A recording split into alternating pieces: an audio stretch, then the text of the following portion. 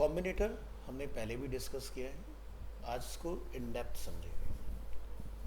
A combinator is something that explains the relationship between the selectors. A CSS selector can contain more than one simple selector between the simple selector. We can include a combinator. So there are four different combinator in CSS. First is descendant selector. Descendant में क्या होता है, हम space define करते हैं दो selector के बीच में। सेलेक्टर यानी कि आपका एलिमेंट, जैसे कि डिव के अंदर एक पैराग्राफ को मुझे अगर टारगेट करना है तो हम लोग लिखेंगे डिव स्पेस पी, ठीक है। फिर आता है चाइल्ड सेलेक्टर। चाइल्ड का मतलब क्या होता है कि मान लीजिए कि मेरे पास एक डिव है मेन जिसका क्लास है, और उस मेन डिव के अंदर 3 डिफरेंट डिव और हैं जिसका नाम हो सकता है बॉक्स 1, बॉक्स 2, बॉक्स 3। अब फर्ज कीजिए कि बॉक्स 1 और 2 के अंदर भी हो सकता है और डिव्स हो। अगर हमने लिखा डिसेंडेंट सेलेक्टर तो क्या होगा, डिव के अंदर जितने भी डिव होंगे सभी टारगेट होंगे। लेकिन अगर हम लिखेंगे चाइल्ड सेलेक्टर तो हम कहते हैं कि मेन के इमीडिएट बाद जो बॉक्स 1, 2 और 3 है सिर्फ वो सेलेक्ट हो। तो हम क्या लिखेंगे, इस तरह से ग्रेटर देन सिंबल के साथ। तो अभी इन सब का प्रैक्टिकल डेमो देखोगे समझ में आएगा। फिर आता है एग्जैक्ट सिबलिंग सेलेक्टर, जिसमें हम लोग यूज़ करते हैं plus symbol in between. And last आता है आपका जनरल सिबलिंग सेलेक्टर, जिसमें हम लोग यूज़ करते हैं टिल्ट सिंबल का। तो डिसेंडेंट से शुरू करेंगे, वन बाय वन समझते हैं। The descendant selector matches all element that are descendant of a specified element.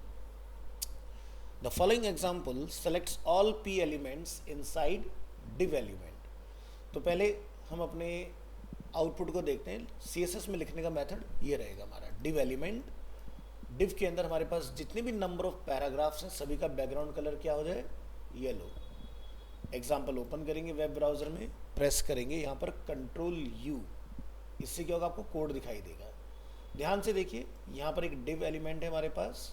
इस डिव में हमने 2 पैराग्राफ यहाँ डिफाइन किया है। हमने एक सेक्शन एलिमेंट और डिफाइन किया है, और सेक्शन के अंदर भी हमारे पास क्या है, एक और पैराग्राफ है। और इस डिव के बाद हमने 2 पैराग्राफ्स और बनाए। बट CSS का स्ट्रक्चर क्या है, डिव एंड पी, यानी कि आपका डिसेंडेंट सेलेक्टर। इसका मतलब ये होगा कि डिव के इमीडिएट बाद में जो पैराग्राफ्स हैं, या फिर डिव के अंदर अगर कोई डिफरेंट एलिमेंट है और उसके अंदर पैराग्राफ है, वो तीनों को ही टारगेट करेगा इस मेथड में। ट्राई करके देखें आप, paragraph 3 in the div inside a section, और यहाँ पर आप देखेंगे 1, 2 और 3 तीनों पैराग्राफ्स का कलर चेंज हुआ है। बट डिव के बाहर जो हमने पैराग्राफ 4 और 5 डिफाइन किए तो उनमें चेंजेस नहीं हुए। क्यों नहीं हुआ, क्योंकि हमने रेफरेंस दिया था डिव का, और ये डिव के अंदर नहीं है, ये कहाँ पर है, बॉडी के अंदर है, ठीक है। इसलिए इसमें चेंजेस नहीं आएगा। Child selector. The child selector selects all element that are the children of a specified element. जैसे कि यहाँ पर हमने क्या देखा, डिसेंडेंट में सभी पैराग्राफ अफेक्ट हुए, चाहे वो डिव के अंदर पैराग्राफ थे या डिव के अंदर किसी एलिमेंट के अंदर पैराग्राफ था। बट चाइल्ड में ऐसा नहीं होगा। चाइल्ड में सिर्फ वही टारगेट होगा जो इमीडिएट आपका सेलेक्टर के स्पेसिफाइड एलिमेंट के बाद में होगा। तो यहाँ हमने लिखा div greater than P. Ctrl+U press करेंगे, पहले कोड को समझेंगे। यहाँ पर आप यहाँ नोटिस करें, हमने डिव एलिमेंट रखा है, 2 पैराग्राफ हैं। एक पैराग्राफ हमारा कहाँ पर है, सेक्शन एलिमेंट के अंदर, ठीक है। प्रीवियस एग्जाम्पल में सेक्शन के अंदर वाला भी हमारा अफेक्ट हुआ था, बट इस बार क्या होगा, ये अफेक्ट नहीं होगा, क्योंकि हमने यहाँ पर लिखा है चाइल्ड सेलेक्टर रेफरेंस। इस केस में आप देखेंगे पैराग्राफ 1, पैराग्राफ 2 दोनों अफेक्ट हुए, बट 3 पर कोई चेंजेस नहीं मिला। बट नोटिस करें कोड को अगेन, हमने इस सेलेक्टर एलिमेंट, सेलेक्शन एलिमेंट के बाद, सेक्शन के बाद में नंबर 4 को डिफाइन किया। तो क्या दिखा रहा है, 1, 2 और 4 में चेंजेस हुए, बट 3 में कोई चेंजेस नहीं हुआ है हमारा। तो अलग अलग सिनेरियो होते हैं, सिचुएशंस होती हैं, जिसके बेसिस पर हम लोग चेंजेस करते हैं। नेक्स्ट देखेंगे हम लोग नेक्स्ट हमारे पास एग्जिंग sibling selector. The sibling selector is use to select an element that is directly after another specific element. Sibling elements must have the same parent element and adjunct means immediately following. So the following example selects the first paragraph element that are placed immediately after the div element. तो हमने इस बार क्या लिखा div plus p. Code में आएंगे और control you press करेंगे. यहाँ पर कोड को नोटिस कीजिए क्या है div प्लस पी, यानी कि div के अंदर जो पैराग्राफ है उसमें कोई चेंज नहीं होगा. div के इमीडिएट बाद में कौन सा है पैराग्राफ 3, 4 में कोई चेंज नहीं होगा. फिर इस div के बाद में हमारे पास कौन सा पैराग्राफ है 7. तो इमीडिएट div के बाद जो नेक्स्ट आपका p होगा उसमें आपको चेंजेस देखने के लिए मिलेंगे 3 एंड 7. ठीक है, इस तरह से. इसके बाद हम नेक्स्ट देखेंगे जनरल सिबलिंग सेलेक्टर, जहाँ पर टिल्ट सिंबल का हम लोग यूज़ करते हैं. The general sibling selector select all elements that are next sibling of a specified element. So symbol देख सकते हैं आप, ये कीबोर्ड पर आपको मिलेगा एस्केप बटन के जस्ट नीचे, और कंट्रोल के साथ आप इसको टाइप करते हो. यहाँ आएंगे, प्रेस करेंगे कंट्रोल यू और समझते हैं स्ट्रक्चर. तो यहाँ पर आप देखेंगे इस div के बाद में एक पैराग्राफ है, फिर यहाँ पर हमने एक डिफरेंट एलिमेंट कॉल किया है, फिर हमने उसके बाद यहाँ पर 4 को डिफाइन किया है. नोटिस करेंगे यहाँ पर 3 और 4 दोनों ही हमारे सेलेक्टेड है. इसका मतलब क्या हुआ, जैसे कि प्रीवियस एग्जांपल हमने इससे पहले देखा था सिबलिंग. सिबलिंग क्या करता है, जो एलिमेंट का आप रेफरेंस दे रहे हो उसके बाद में जो आपका फर्स्ट पैराग्राफ होगा सिर्फ एक सेलेक्ट होगा, फर्स्ट होगा सेकंड नहीं होगा. ध्यान से सुनना. लेकिन इस जनरल सिबलिंग सेलेक्टर में जो div का आप रेफरेंस दे रहे हो उसके बाद जितने भी नंबर ऑफ p होंगे div के, लेकिन बाहर ना कि अंदर, वो सारे सेलेक्ट होंगे. तो इस तरह से ये आपके सभी सेलेक्टर्स काम करते हैं. तो कौन कौन से हैं, descendant, child, exact sibling and general sibling. 3 में सिंबल्स आते हैं greater than, plus and tilt, और डिसेंडेंट में ओनली स्पेस का यूज होता है और कोई सिंबल आपको यूज नहीं करना है. फिर आता है हमारे पास सूडो क्लास. सूडो हम लोग ऑलरेडी पढ़ चुके हैं, जब हम लोग किसी लिंक का कलर चेंज करते हैं. Link, visited, hover and active state जो हमारी लिंक की होती है. So what are pseudo class? A pseudo class is used to define a special state of an element. For example, it can be used to style an element when a user mouses over it. Style visited and unvisited links differently. Style an element when it gets focus. The syntax of pseudo classes. आपको selector यानी कि element का name और क्या आप class लिखना चाहते हैं यहाँ पर, जैसे कि लिंक, विजिटेड, होवर, एक्टिव, वो आप अपने यहाँ जाके डिफाइन कर सकते हो. इसके बाद में प्रॉपर्टी CSS क्या रखना चाहते हैं और उसकी वैल्यू क्या रखना है आपने. तो जैसे कि हम लोग यहाँ पर एंकर सूडो क्लासेस को समझेंगे. Links can be displayed in different ways. By default आपका लिंक होता है ब्लू कलर, आप माउस ओवर करते हैं, देयर इज नो चेंज.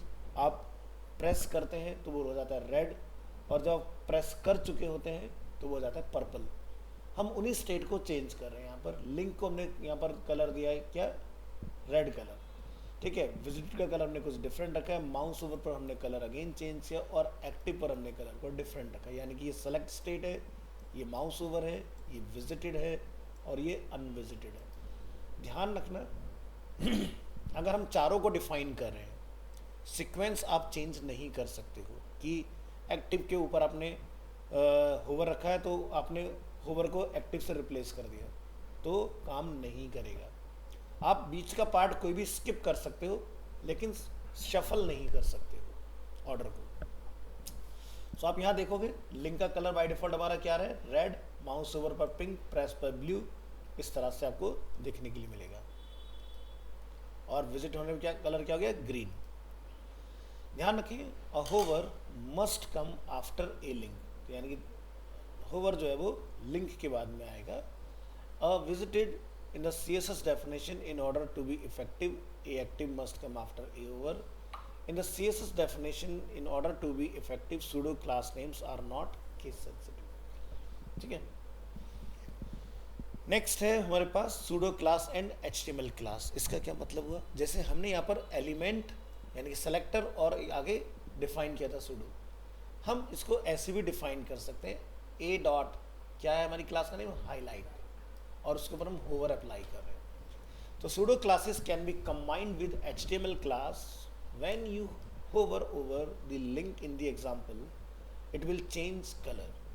तो ओपन करेंगे, माउस ओवर पर आप देखेंगे हमारा साइज इंक्रीज हो रहा है और कलर चेंज हो रहा है। लेकिन ये कैसे हुआ, इस एग्जांपल में हमने हाईलाइट क्लास को यहाँ पर कॉल किया है और ए एलिमेंट है, डॉट हाईलाइट यानी कि सिर्फ ए पर ही इफेक्टिव होगा, और उसका टाइप होवर हम लोग चेंज कर रहे हैं माउस ओवर पर।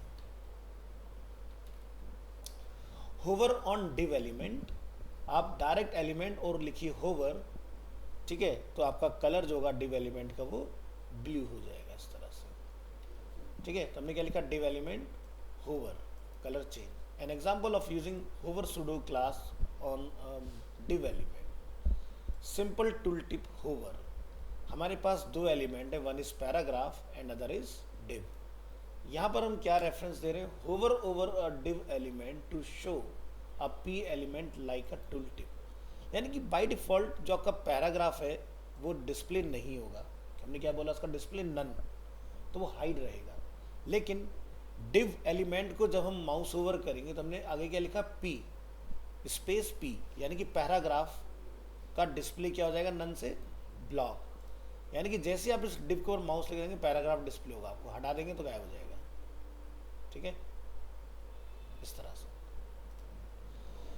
नेक्स्ट है CSS the first child pseudo class. First child होता है, लास्ट चाइल्ड होता है, nth चाइल्ड होता है, समझेंगे one by one. First child pseudo class matches a specified element that is the first child of another element. So यहाँ पर हमने डिफाइन किया है P। अगर हम P के आगे कुछ भी मेंशन ना करें तो क्या होगा, एंटायर P जितने भी होंगे एक डॉक्यूमेंट में सबका कलर क्या होगा, ब्लू हो जाएगा। बट हमने क्या मेंशन कर दिया, P फर्स्ट चाइल्ड, तो सिर्फ फर्स्ट पैराग्राफ का कलर चेंज होना चाहिए। तो रन करेंगे एग्जाम्पल और आप यहाँ क्या देखेंगे, फर्स्ट पैराग्राफ का कलर चेंज हुआ, लेकिन दो का हुआ, यहाँ बात तो फर्स्ट की हुई थी, ये कैसे हो रहा है। तो इसके लिए आपको कोड में आना होगा और ध्यान से स्ट्रक्चर को देखिए। बॉडी का फर्स्ट पैराग्राफ कौन है, दिस वन। डिव का फर्स्ट पैराग्राफ कौन है, ये वाला पार्ट। तो आप इसी वजह से देख पा रहे हैं कि फर्स्ट में और थर्ड पैराग्राफ में यहाँ पर कलर क्या हुआ है, चेंज हुआ है।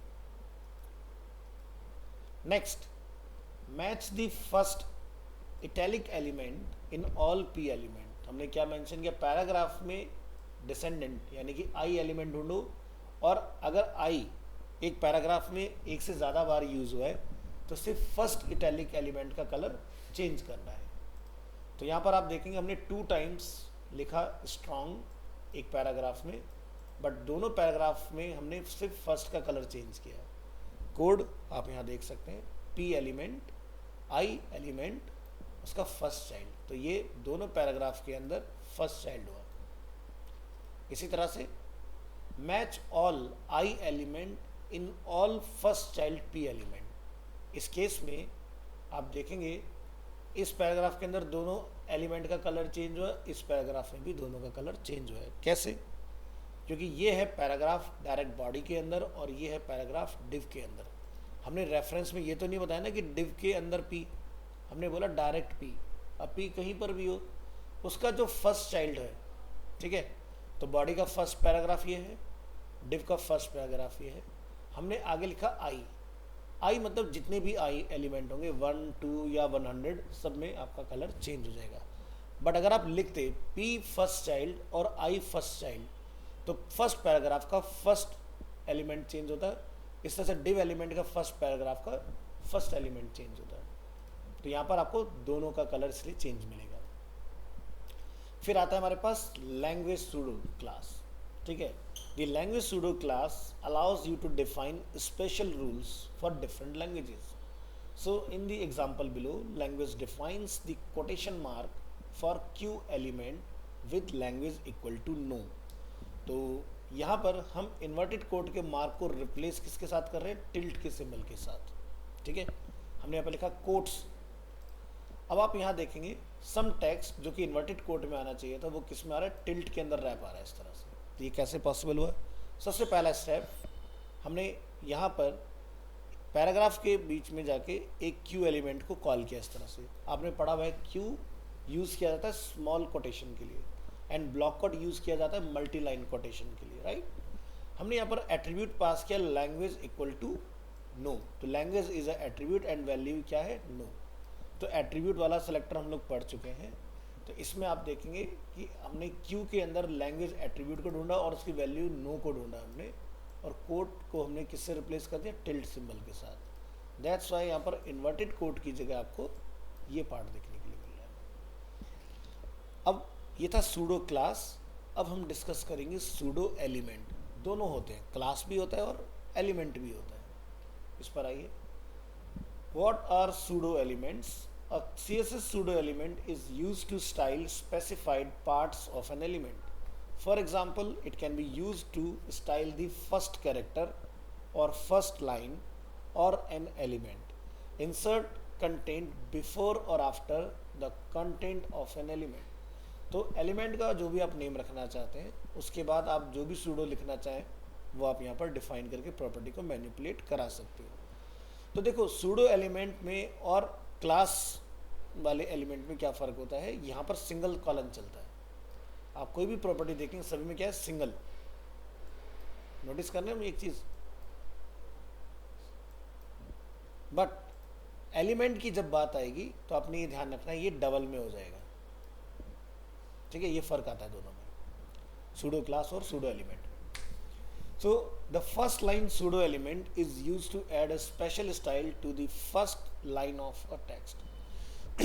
The following example formats the first line of the text in all p element. So ये है हमारे पास पैराग्राफ, फर्स्ट लाइन। तो क्या होगा, पैराग्राफ चाहे कितनी भी लाइन का हो, ओनली फर्स्ट लाइन का कलर हम यहाँ से चेंज कर रहे हैं।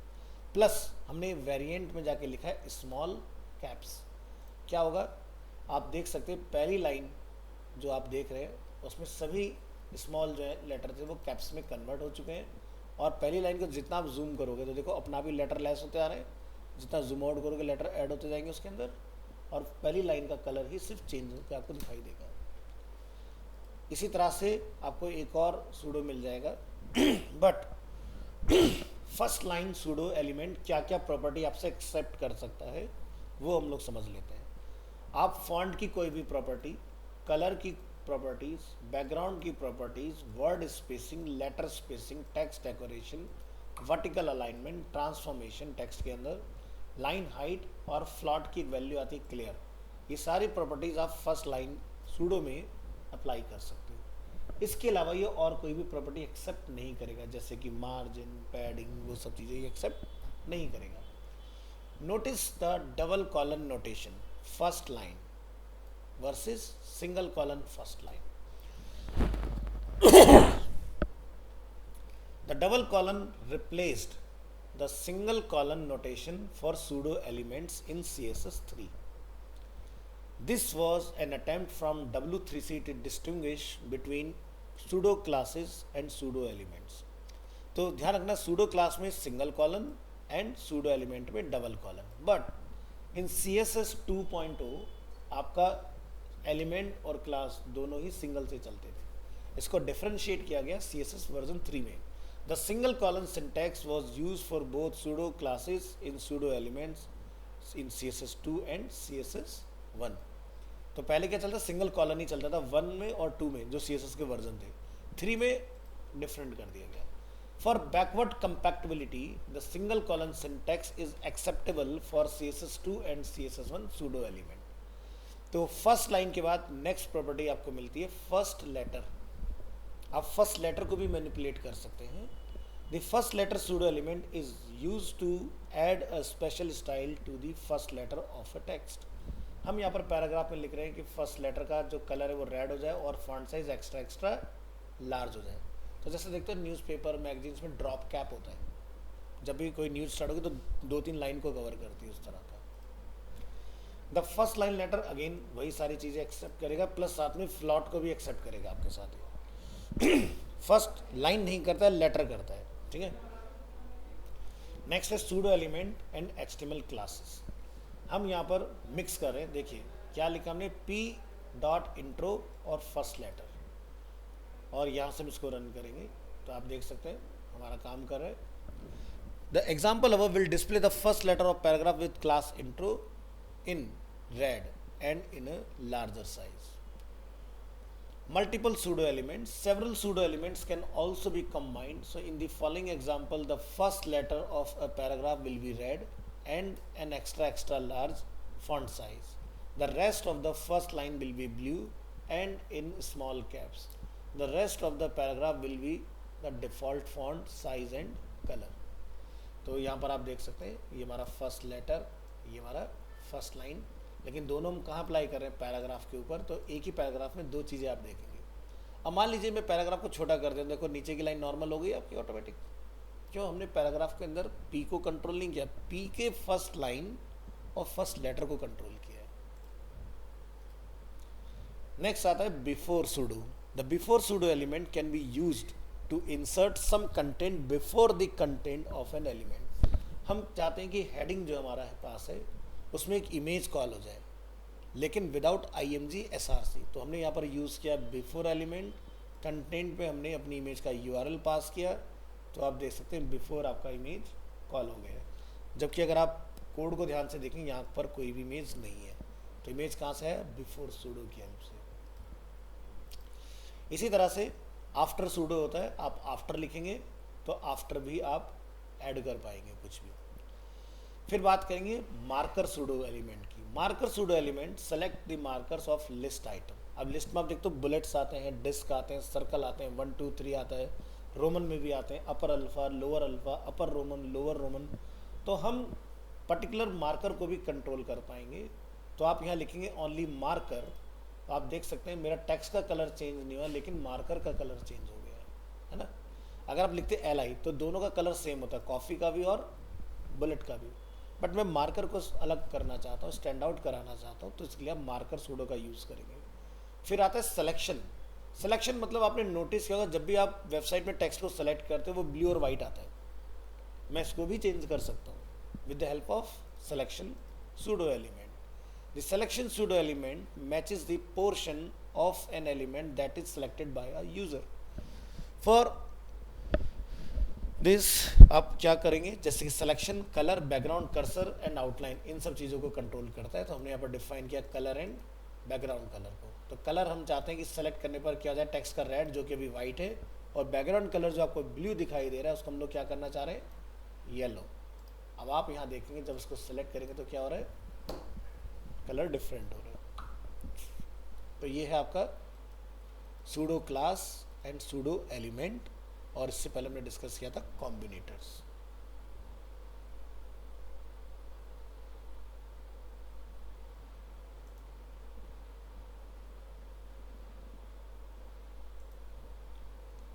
बात करेंगे CSS में ओपेसिटी, ऑलरेडी पहले भी डिस्कस किया जा चुका है आपके साथ।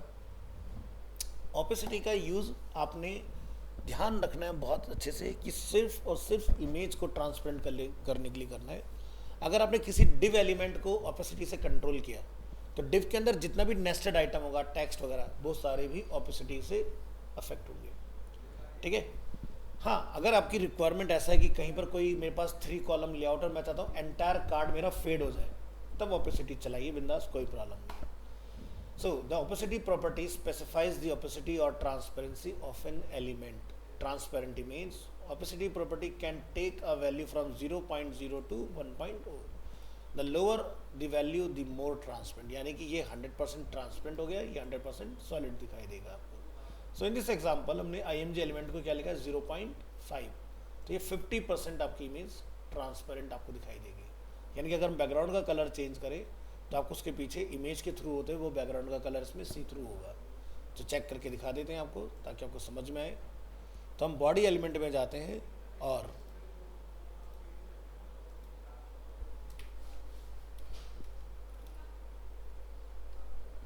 आप देख सकते हैं इमेज के अंदर से कलर दिखाई दे रहा है आपको, जो भी हम लोग डाल रहे हैं। अगर हमने ब्लैक अप्लाई किया तो इमेज के अंदर डार्कर आ गया, हमने बेज कलर अप्लाई किया तो बेज कलर वहाँ पर आ गया, इस तरह से। पता चल रहा है?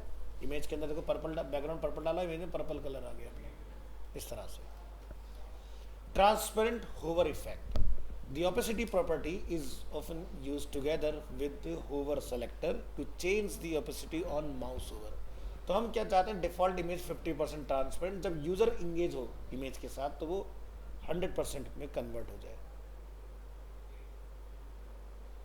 तो ऑन माउस ओवर आप इसको स्मूथली चाहते हो, ट्रांजिशन वगैरह डाल सकते हो। Transparent box, when using the opacity property to add transparency to the background of an element, all of its child element inherit the same transparency.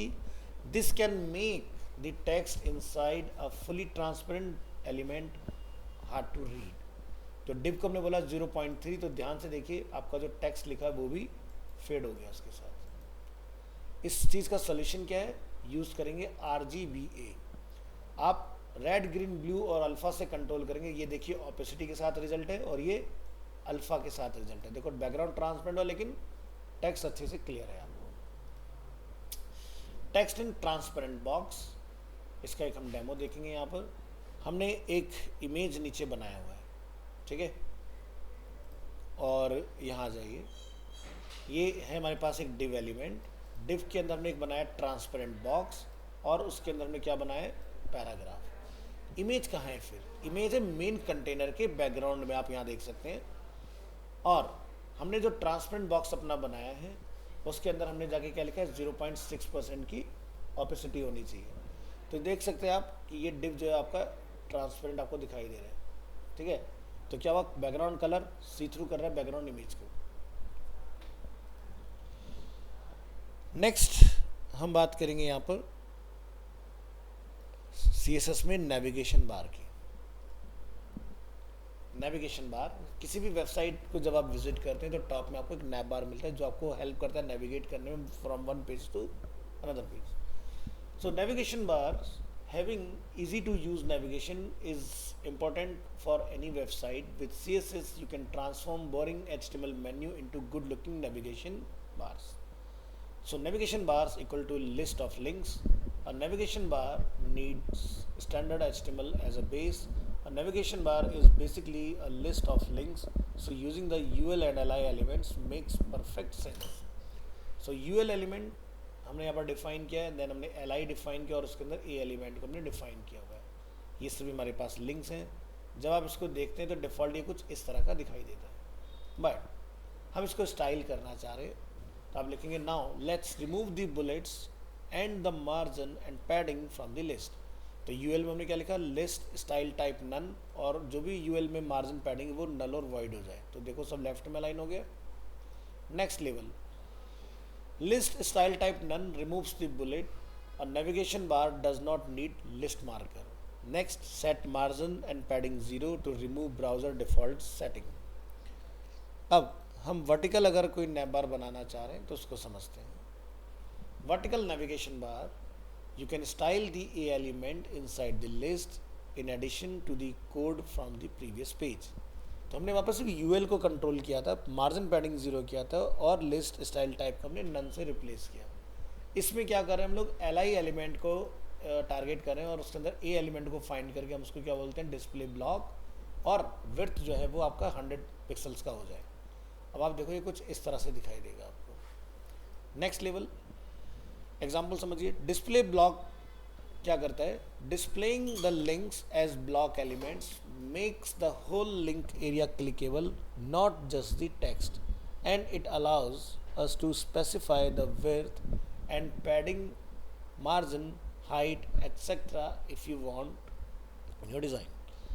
Next, set width 100 pixel, block elements take up to the full width available by default. So we want to specify a 60 pixel width. तो आप उस तरह से अपनी width को define कर सकते हो। You can also set the width of UL and remove the width of A element, as they will take up the full width available when displayed as block element. This will produce the same result as our previous example। तो या तो मैं width LI में A element को define कर दूँ या फिर मैं UL एलिमेंट को भी दे सकता हूँ। तो यहाँ आप नोटिस करें हमने एलिमेंट को किसको दिया है, UL को विड्थ LI के पास सिर्फ डिस्प्ले ब्लॉक और बैकग्राउंड कलर चेंज हमने डिफाइन किया है, सेम रिजल्ट आप यहाँ भी देखेंगे। Vertical navigation bar example, so create a basic vertical navigation bar with gray background color and change the background color of the link when the user moves the mouse over them. So UL element, list style type none, margin padding 0, navigation का max width हमने fix किया 200 pixel और background colour हमने greyish यहाँ पर define किया है। Next LI के अंदर जो A एलिमेंट है उसको हमने बोला डिस्प्ले ब्लॉक, उसका कलर डिफॉल्ट रहेगा ब्लैक और पैडिंग जो है अपना टॉप बॉटम से 8 और लेफ्ट राइट से 16, टेक्स्ट डेकोरेशन नन यानी कि अंडरलाइन नहीं आना चाहिए। उसी में हमने होवर सूडो को ऐड करके अपना बैकग्राउंड कलर चेंज किया और टेक्स्ट का कलर चेंज किया। अब ये देखें आप, ये कुछ इस तरह का आपको दिखाई देगा, ठीक है। Next centre links and add borders, अगर आपको लिंक को सेंटर में करना है और बॉर्डर वगैरह उसमें ऐड करना है तो आप लिखें add text align center to LI or A element to center the links. So previous example आप देखेंगे हमारा टेक्स्ट जो है वो लेफ्ट में अलाइन आ रहा है, हम इसको चेंज करना चाहते हैं। तो यहाँ पर LI में मेंशन करेंगे टेक्स्ट अलाइन सेंटर और लास्ट चाइल्ड पर हमने यहाँ पर क्या लिखा जाए कि बॉर्डर फ्रॉम बॉटम जो है वो नन हो जाए, नहीं तो डबल बॉर्डर आपको दिखाई देगा। तो देखिए इस तरह से खूबसूरत सा बॉर्डर वगैरह आप इसमें डाल सकते हो और अलाइनमेंट आ गया। फर्स्ट लिंक को एक्टिव करना है, उसके लिए आप क्या करेंगे, आपने यहाँ पर एक एक्टिव की क्लास बनानी है और लिखना है बैकग्राउंड कलर आपका ऑरेंज और टेक्स्ट का कलर आपका ब्लैक रहेगा, तो आपका कलर जो है वो चेंज हो जाएगा। नेक्स्ट है full height fixed vertical nap bar, kind of जैसे जीमेल में हम लोग देखते हैं। इसके लिए आप क्या करेंगे, यूएल एलिमेंट के अंदर ये सब चीज़ हमने डिस्कस कर लिया। हमने टोटल स्क्रीन की विड्थ का कितना लिया, 25%।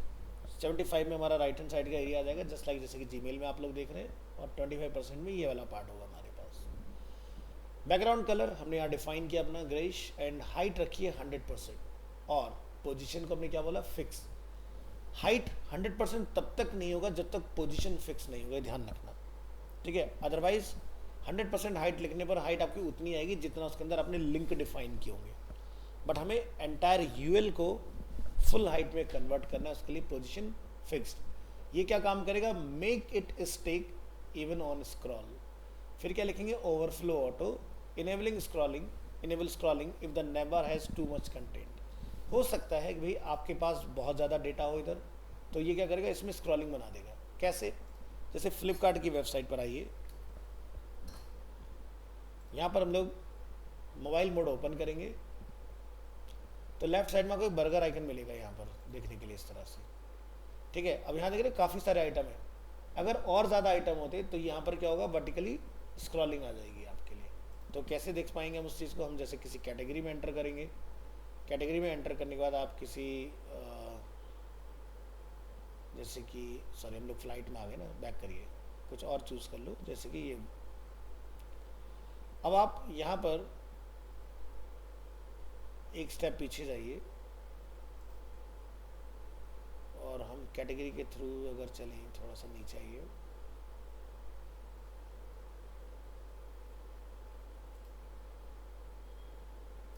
यहाँ पर क्या दिखाई दे रहा है हमें, फिल्टर।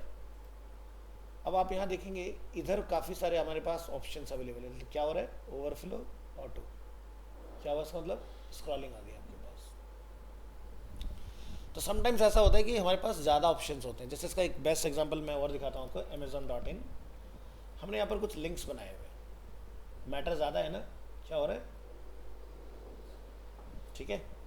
तो इस प्रॉपर्टी का मतलब समझ में आ गया, enable scrolling if the side naive has too much content, है तो स्क्रॉल होगा, अदरवाइज नहीं होगा। हमने फ्यूचर की प्लानिंग करके पहले से छोड़ दिया इसके अंदर। क्लिक करेंगे यहाँ पर, अब आप देखेंगे आपका ये फुल हाइट में आ गया, स्क्रीन का 25%, और ये पार्ट हमारा क्या फिक्स है। मैटर ज़्यादा होगा तो यहाँ स्क्रॉलिंग होगी, अदरवाइज राइट हैंड साइड पर आप देख सकते हैं आपका स्क्रॉलिंग वर्क कर रहा है, जस्ट लाइक अ जीमेल। तो समझ आ गया, अगर ऐसा मुझे लेआउट बनाना होगा तो क्या करना पड़ेगा, ये काम। अब बात करेंगे हॉरिजॉन्टल नेविगेशन बार की। तो जब बात आ गई हॉरिजॉन्टल, तो यानी कि मुझे डिस्प्ले ब्लॉक नहीं करना होगा एलआई के अंदर जो ए एलिमेंट है, तो हम यहाँ पर क्या करेंगे, There are two ways to create a horizontal navigation bar by using inline और फ्लॉट. इन दोनों की हेल्प से आप सेम काम कर सकते हो. पहले इनलाइन को समझते हैं. One way to build a horizontal navigation bar is to specify the elements as inline in addition to the standard code from the previous page. तो li को हमने क्या बोला, डिस्प्ले इनलाइन. तो सभी आइटम क्या हुआ, एक लाइन में आ गए इस तरह से. Display inline by default li elements R block element. आपने नोटिस किया जब भी हम लोग लिस्ट बनाते हैं वो अलग अलग लाइन में आती है. तो जो अलग लाइन में मैटर आता है वो ब्लॉक होता है. हमने उसका नेचर बदल के क्या कर दिया, इनलाइन.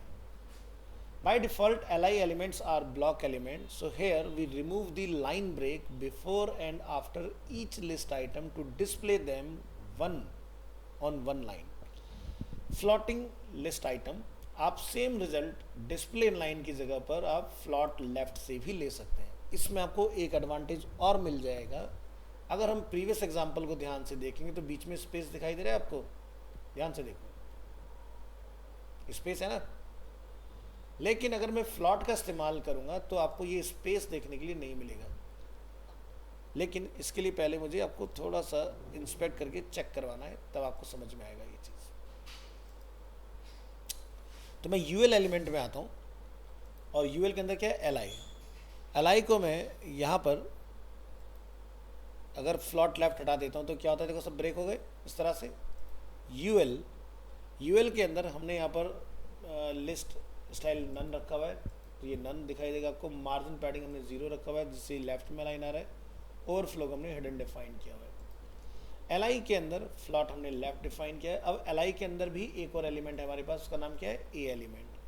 ए पर हमने क्या डाला है, पैडिंग. अगर मैं पैडिंग हटा दूँ, अब ज़रा जूम करके ध्यान से देखो, बिल्कुल एकदम क्लोज आ गया है. तो फ्लॉट से आपको ये बेनिफिट मिल जाएगा कि कभी अगर आपको एकदम क्लोज लिंक बनाने हो तो उस केस में कर सकते हो. बट ऐसा आपको कभी करना नहीं होगा क्योंकि दो लिंक के बीच में हमेशा एक क्लियर स्पेस होना चाहिए, सो दैट कि एड यूज़र को ये पता चले कि भाई कौन सा बटन का क्या रोल है. समटाइम्स किसी के लिए वो कन्फ्यूजन वाला पार्ट बन जाएगा. जैसे हम यहाँ से टी शर्ट पर क्लिक कर रहे हैं और क्लिक करने के बाद आप देखेंगे तो दो बटन, दोनों के बीच में अच्छा खासा डिसेंट स्पेस है. तो क्लियर हायरार्की होनी चाहिए, राइट. तो ये पार्ट हमने देखा. चलिए, float left, use float to get block elements to float next to each other. Display block allows us to specify padding and height, width, margin etc. if you want. तो हमने ए को क्या बनाया, ए इनलाइन एलिमेंट होता है by default, हमने इसको purposely block बनाया. ब्लॉक बनाने के बाद हमने इसको क्या बोला, यहाँ पर उसमें पैडिंग, जिससे आपको स्पेसिंग दिखाई दे रही थी आउटपुट में इन सभी के बीच में. Next, padding 8 specifies some padding between each a element to make them look good. Padding 8 means चारों साइड से आएगा. बैकग्राउंड कलर DDD, ये ग्रे बैकग्राउंड कलर आपका ऐड करेगा ए एलिमेंट के नीचे. ठीक है. अब सोचिए कि अगर आप फ्लॉट वाला पार्ट हटा दें जो हमने डिफाइन कर रखा है इसके अंदर फ्लॉट वाला, तो इन सबके बीच में गैप क्रिएट हो जाएगा. Add the background color to UL instead of each A element if you want a full width navigation background color. तो UL को हम डिफाइन करेंगे बैकग्राउंड कलर इस तरह से, तो पूरी नैव बार में आपको दिखाई देगा. अब जब कोई वेबसाइट बनती है तो फुल विड्थ होती है ना, जैसे कि अमेजोन, तो आप देखेंगे आपका नैव बार का जो कलर है नीचे ग्रे वाला फुल उसमें दिखाई दे रहा है आपको, जो डार्क ग्रे कलर हम लोग देख रहे हैं. हॉरिजॉन्टल नेविगेशन बार एग्जांपल देखेंगे. हम चाहते हैं एल के अंदर जो ए आइटम है अगर हम उसको माउस ओवर करें तो उसका कलर कुछ चेंज होना चाहिए. चेंज हो रहा है बट बड़ा स्मूथली हो रहा है. ऐसा क्यों हुआ? क्योंकि मैंने यहाँ पर एक नई प्रॉपर्टी ऐड की है which is transition. Transition all का मतलब यानी कि होवर पे जो भी आप चेंज करोगे वो सब आपका ट्रांजिशन का पार्ट बन जाएगा और उस इफेक्ट को एग्जीक्यूट होने में 0.5 मिलीसेकंड का टाइम लगेगा. Next, active current navigation link. जब भी हम कोई वेबसाइट बनाते हैं तो हमें सेलेक्टेड पेज जिस पर आप हैं उसका नैवबार में बटन का कलर डिफरेंट दिखाना होता है. तो हमने क्लास यहाँ पर बनाया एक्टिव. इसका बेनिफिट आप यहाँ देख सकते हैं, होम हमारा डिफरेंट कलर में डिस्प्ले हो रहा है. बाकी सभी बटन पे होवर होगा. होम ऑलरेडी है, आपका एक्टिव, तो उस पर आपका ओवर इफेक्ट नहीं करेगा। Right align links, right align links by floating the list item to the right float. तो इसकी हेल्प से क्या होगा, कई बार हमें वेबसाइट में ऐसी रिक्वायरमेंट आती है कि लोगो लेफ्ट में रखना होता है और उसके क्लिकेबल राइट में रखने होते हैं। तो आप देखेंगे नेबार के अंदर मैं यहाँ पर 4 आइटम लेफ्ट में रख पा रहा हूँ और एक आइटम हमने कहाँ पहुँचा दिया, राइट हैंड साइड के ऊपर। ठीक है, ऊपर वाली नेबार को ध्यान से देखिए, कॉन्टैक्ट अस जो है हमारा वो राइट हैंड साइड पर है। तो हमने क्या किया, स्पेसिफिक उस पर्टिकुलर एलाई में जाके फ्लॉट राइट। फिर बात करते हैं डिवाइडर्स के बीच में। तो हमने लिखा एलाई के अंदर बॉर्डर डालो, कहाँ से, राइट से। अब राइट में डालोगे तो एलाई जितने होंगे सब में आएगा। तो इसलिए हमने अभी थोड़ी देर पहले क्या सीखी थी property, first child last child. हमने बोला लास्ट चाइल्ड में मत डालना, बाकी सब में डालो, नहीं तो डबल बॉर्डर आएगा। तो देखो सब में आ गया, कॉन्टैक्ट में नहीं आ रहा है ना, इस तरह से। फिर बात करेंगे fix navigation bar. Fix navigation bar बोले तो जैसे कि अमेज़न, आप यहाँ आइए, पेज को स्क्रॉल करेंगे, देखो यहाँ पर क्या हो रहा है, एक नेविगेशन बार जो आपको यहाँ दिख रहा है वो टॉप में लॉक हो जाता है इस तरह से। तो इसके लिए आपको क्या लिखना पड़ेगा, अभी हमने लास्ट क्लास में पोजीशन पढ़ा था, पोजीशन के अंदर हमने 5 ऑप्शंस पढ़े थे। तो उसमें एक प्रॉपर्टी हमने पढ़ी थी फिक्स।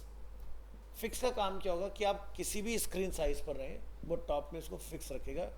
और कितने दूरी पर फिक्स रखेगा बॉडी से, 0, बिल्कुल हमें एकदम पेज के टॉप से मिला के रखना है। और विड्थ कितना रहेगा, 100%। अब आप यहाँ इस पेज में देखेंगे, हम पेज को अगर स्क्रॉल करते हैं तो ये नेविगेशन वाला टॉप में फिक्स हो रखा है। फिक्स फ्रॉम बॉटम, समटाइम्स हमें बॉटम में फिक्स करना पड़ता है। जैसे आप लोग मोबाइल ऐप वगैरह में देखते हो, आपके जो कंट्रोल होते हैं नीचे आते हैं। तो ये देखिए नेबार नीचे की तरफ ने फिक्स कर दिया इस बार, तो यानी कि बॉटम से 0 प्रॉपर्टी डाल देंगे आप। स्टिकी नेबार, ठीक है, कि आपने पेज को स्क्रॉल किया ऊपर जाके लॉक हो जाए, तो आप यहाँ लिखिए टॉप से 0 पोजीशन स्टिकी, नेविगेशन कहीं पर भी रखा, जैसे पेज स्क्रॉल होकर ऊपर जाएगा वो टॉप पे स्टॉप हो जाएगा। बेटर अंडरस्टैंडिंग के लिए आप पेज को ऐसे छोटा कर लीजिए और अब ध्यान से देखिए।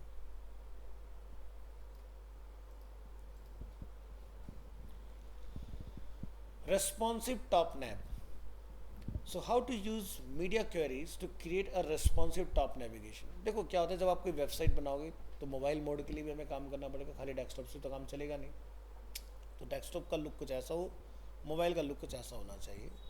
तो क्या करेंगे, यहाँ पर देखें आपके पास अलग अलग डिवाइस हैं। ये हमारे पास क्या है, लैपटॉप, ये क्या है, टैबलेट, ये क्या है, मोबाइल। तो हमने बोला कि लार्ज स्क्रीन पर साइड बार में आएगा, टैबलेट स्क्रीन पर टॉप में आएगा, मोबाइल स्क्रीन पर कुछ इस तरह से आएगा। तो इसके लिए क्या यूज़ होगा, मीडिया क्वेरी। तो यहाँ आप रन करके देखें, लार्ज डिस्प्ले पर साइड बार, मोबाइल डिस्प्ले पर इस तरह से, और टैबलेट के ऊपर इस तरह से। तो ये कैसे पॉसिबल हुआ, कंट्रोल यू करेंगे और स्टेप बाय स्टेप समझते हैं। हमने बोला था कि भाई जो डेस्कटॉप मोड में आ रहा है वो 25% की विड्थ गेन करेगा, ठीक है। इसके बाद आपको कहीं कुछ नहीं देखना, सीधे मीडिया क्वेरी में आ जाओ। हमने बोला अगर हमारी स्क्रीन की मैक्सिमम विड्थ 900 पिक्सल है, तो जो हमारा 25% था वो कितना हो जाए, साइड नेविगेशन 100%, ठीक है। इसी तरह से जब मोबाइल मोड आया, हमने क्या बोला यहाँ पर कि साइड नेविगेशन के अंदर जो LI और A है, जो उस पर फ्लॉट पहले से लगा हुआ है, उस फ्लॉट को हटा दो, ठीक है। तो क्या होगा, वो ब्रेक होके नीचे आ जाएगा, तो ब्लॉक एलिमेंट में कन्वर्ट हो गया ना वो, तो इसलिए वो अपने आप आपको अलग अलग लाइन में डिस्प्ले होगा। तो ऊपर आप नोटिस करें, जो हमारा ये वाला पार्ट है LI, क्या लिखा है, फ्लॉट लेफ्ट। मोबाइल मोड पे हमने इसको डन कर दिया, तो इसलिए वो अलग अलग लाइन में आपको डिस्प्ले होंगे।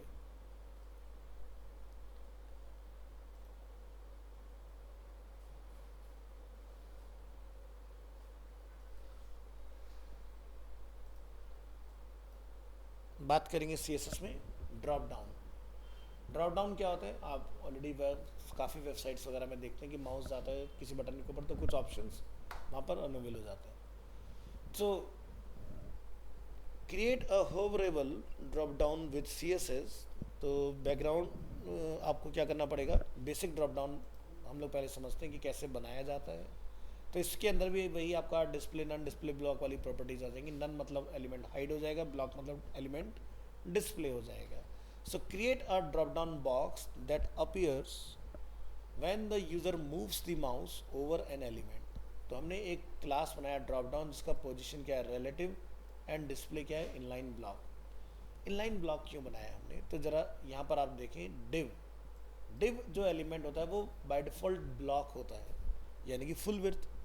अब आप ये तो नहीं चाहोगे ना कि मैं यहाँ अगर ब्लैंक एरिया में माउस लेके जा रहा हूँ तो भी ड्रॉप डाउन खुल जाए, आप तो यही चाहोगे ना जब मैं एलिमेंट पर जाऊँ तब। इसलिए हमने लिखा इनलाइन ब्लॉक। इनलाइन ब्लॉक का मतलब क्या होता है, उस पर्टिकुलर एलिमेंट में जितना मैटर लिखा होगा उतनी ही उसकी विड्थ होगी। इनलाइन ब्लॉक का मतलब ये होता है। फिर उसके बाद हमने एक बनाया ड्रॉप डाउन कंटेंट जो कि बाय डिफ़ॉल्ट यूज़र को नहीं दिखाई देगा।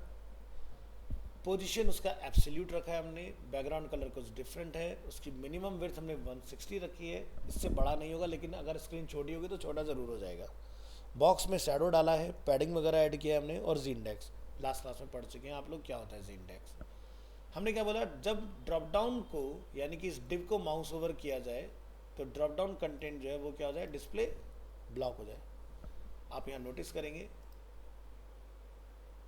जैसे हम लोग माउस ओवर में करते हैं ये डिस्प्ले हो जाता है, लेकिन अगर मैं खाली एरिया में जा रहा हूँ तो नहीं हो रहा ना, या अगर मैं यहाँ तक भी आता हूँ तो नहीं हो रहा है ना। क्यों? क्योंकि जितना मैटर है इनलाइन ब्लॉक उतना ही पार्ट को ब्लॉक करेगा और उतने पार्ट पे माउस जाने पर आपका नैप बार विजिबल होगा। एग्जाम्पल समझिए, in HTML use any element to open the drop down content, example span or a button element. Use a container element like div to create the drop down content and add whatever you want inside of it. Wrap a div element around the elements to position the drop down content correctly with CSS. The CSS drop down class uses position relative, which is needed when we want the drop down to be placed right below the drop down button using position absolute. The drop down content class holds the actual drop down content. It is hidden by default and will be displayed on mouse over. Note that minimum width is set to 160 pixels. Feel free to change this. आप अपनी requirement के हिसाब से change कर सकते हैं।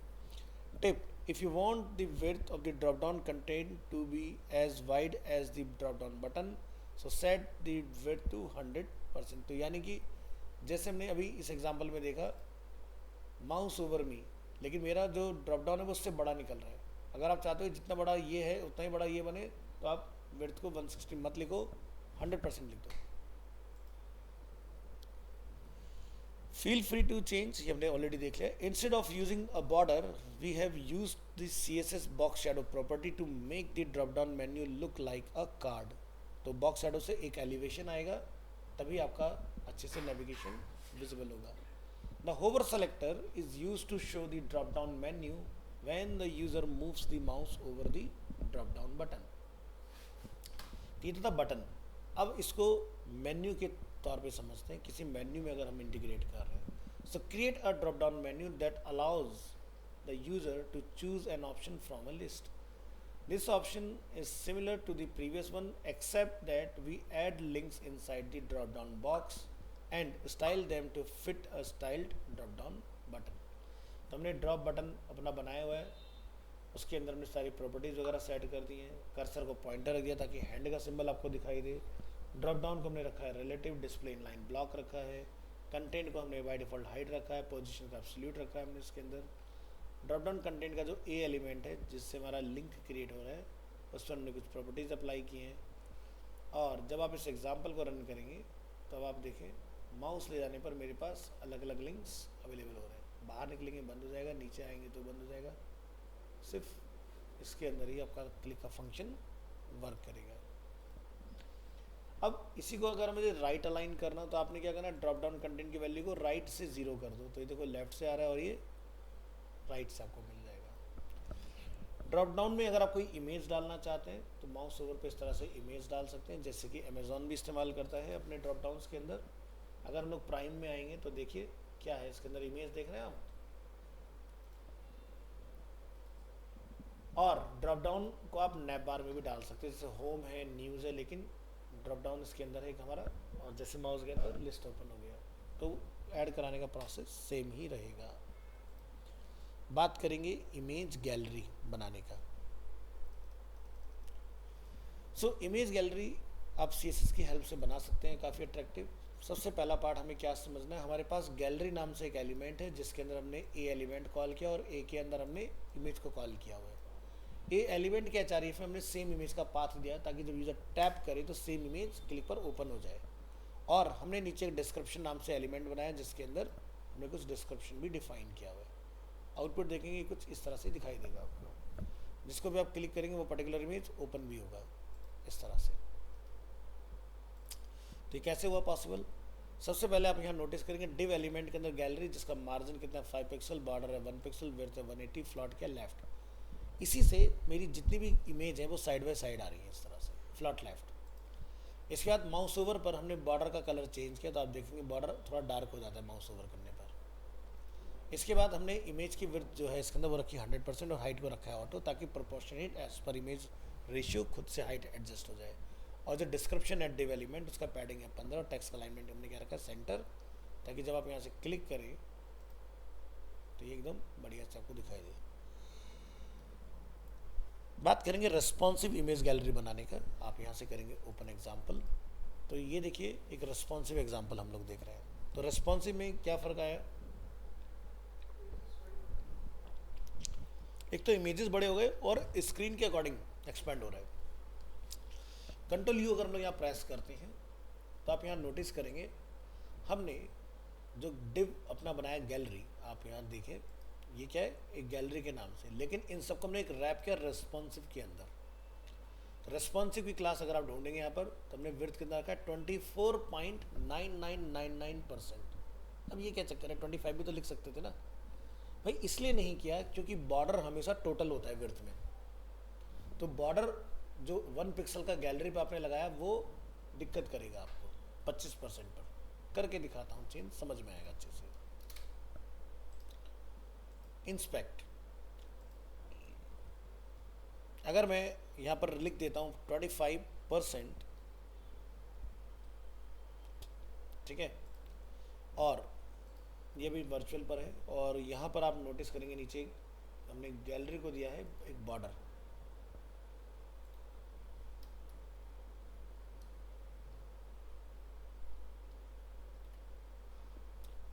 एक second रुकिए, हमने कुछ और भी प्रॉपर्टी लगाई होगी जिससे ये हमारा इस तरह से आ रहा है। रिलोड करेंगे इसको, प्रेस करेंगे कंट्रोल यू, हमने एक प्रॉपर्टी और ऐड की, बॉक्स साइजिंग बॉर्डर बॉक्स। तो पहले इसको नल और वाइड करना पड़ेगा तब आपको अच्छे से समझ में आएगा। तो सबसे पहले हम लोग यहाँ से बॉक्स साइजिंग को बंद कर देते हैं। तो देखो अब क्या हुआ, नीचे आ गया। तो क्योंकि हमने अपने डिव के ऊपर पैडिंग भी डाली हुई है तो चलो पैडिंग को भी हटा देते हैं। हम रेस्पॉन्सिव को पकड़ेंगे, पैडिंग कितना डाला है हमने 6 पिक्सल का। अब देखो आपका सब एक साथ आ रहा है एक लाइन में। अब आप यहाँ से इसकी विड्थ को 25% करके देखो, अब ये एक लाइन में नहीं आना चाहिए, ठीक है। अभी भी हमारी एक और प्रॉपर्टी किसी पे लगी जो कि है परसेंटेज में 100%। अब जैसे हम लोग यहाँ से अगर इसको बढ़ाएं वैल्यू को बॉर्डर की,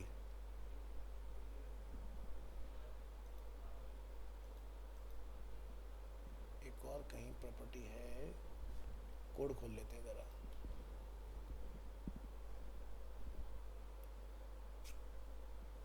अच्छा इमेज जो है ना वो परसेंटेज में है, अगर इमेज फिक्स वैल्यू में होती तो ये इसको ब्रेक करता है। क्योंकि देखो हमने किसी भी डिव को ना विड्थ नहीं दी है, सिर्फ और सिर्फ रेस्पॉन्सिव के अलावा। अगर इमेज आपकी फिक्स उसमें रहेगी तब ये आपको प्रॉब्लम क्रिएट करेगा। तो इमेज को भी हम यहाँ पर देख सकते हैं कितना लिखा है, जैसे 600 पिक्सल। तो मैं इमेज को भी मैनिपुलेट करके दिखा देता हूँ ताकि ये हम लोग समझ लें इस चीज़ को। तो रिफ्रेश करेंगे, 100% साइज पर आएंगे, इंस्पेक्ट में आएंगे, इमेज एलिमेंट को फाइंड करेंगे इसके अंदर।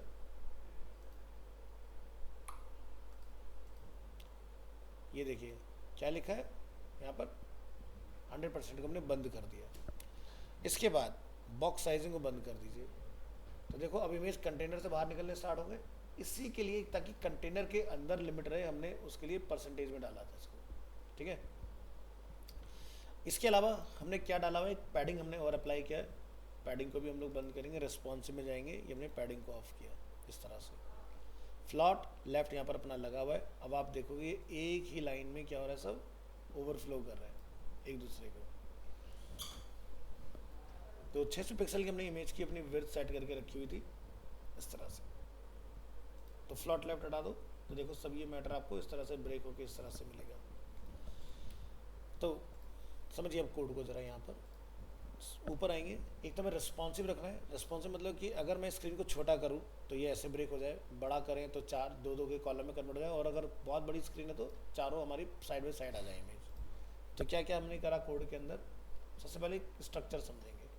हमारे पास 4 रिस्पॉन्सिव डिव एलिमेंट हैं, ठीक है। उनके अंदर हमने गैलरी के नाम से क्लास बनाया है। गैलरी ने अपने अंदर क्या कंटेन किया है, ए एलिमेंट, और ए एलिमेंट के नीचे डिस्क्रिप्शन। ए ने अपने अंदर इमेज को कंटेन किया हुआ है ताकि जब मैं इसको क्लिक करूं तो वो पर्टिकुलर इमेज ओपन हो जाए इस तरह से, ठीक है।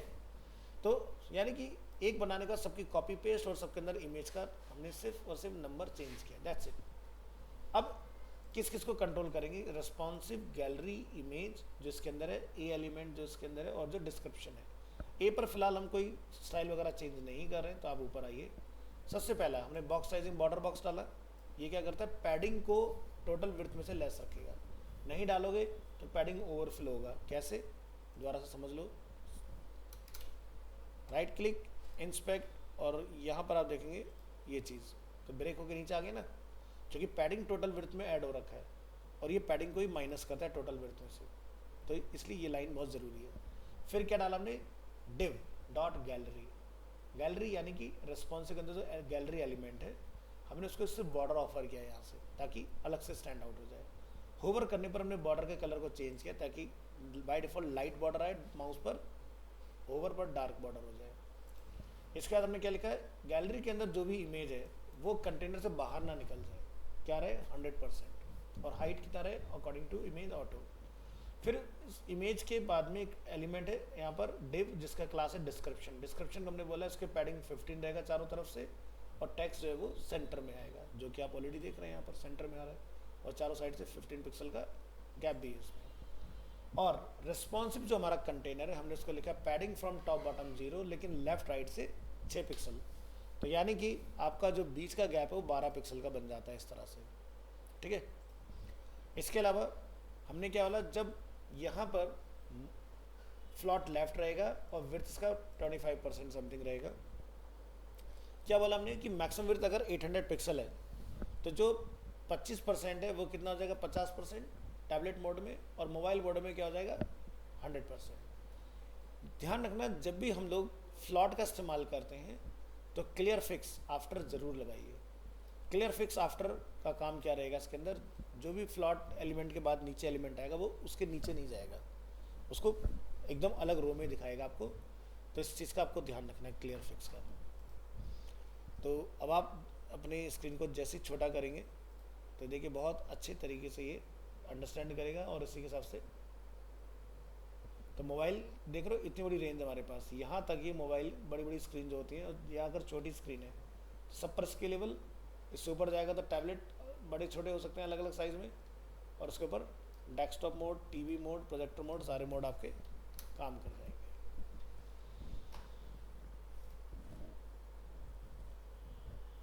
नेक्स्ट क्लास में हम लोग अपना टॉपिक डिस्कस करेंगे इमेज में, ठीक है। एक और टॉपिक आएगा कि एक साथ हम लोग एक ही इमेज के अंदर मल्टीपल इमेज कैसे स्टोर करें, और उनकी पोजीशन को चेंज करके किस तरह से आप आउटपुट लेके आ सकते हो। तो ये थी हमारी CSS की 5th क्लास।